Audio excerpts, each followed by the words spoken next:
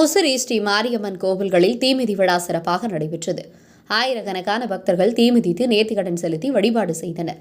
திருச்சி மாவட்டம் முசிறி பரிசல்துறை ரோட்டில் அமைந்துள்ள மகா மாரியம்மன் மற்றும் திருச்சி ரோட்டில் அமைந்துள்ள மாரியம்மன் கோவில்களில் தீமிதி விழா நடைபெற்றது.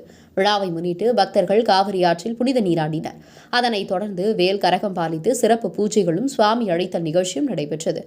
அப்போது கரகம் தூக்கி வந்தவர் 3 முறை தீமிதித்து அக்னி குண்டத்தை கடந்து வந்தார். அங்கு திரண்டிருந்த பக்தர்கள் சக்தி என கோஷமிட்டனர்.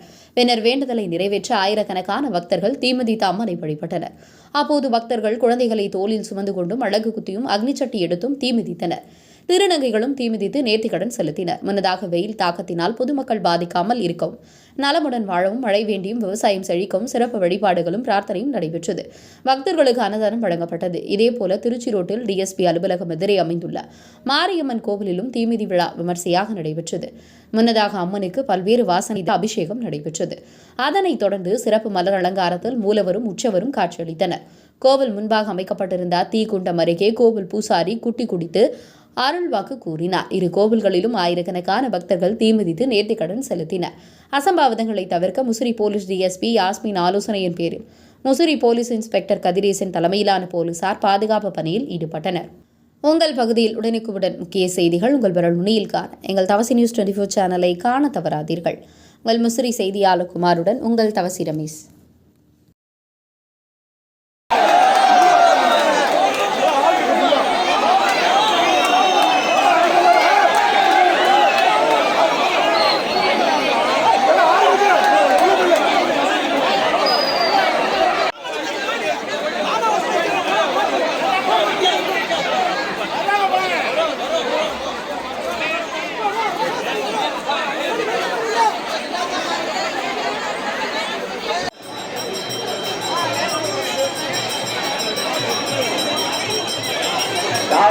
அன்பான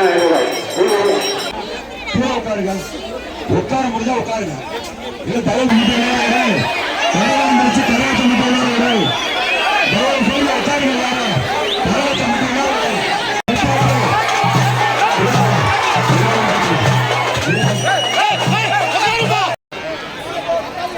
அதுக்கு மேல யாரும் இருக்காதுப்பா.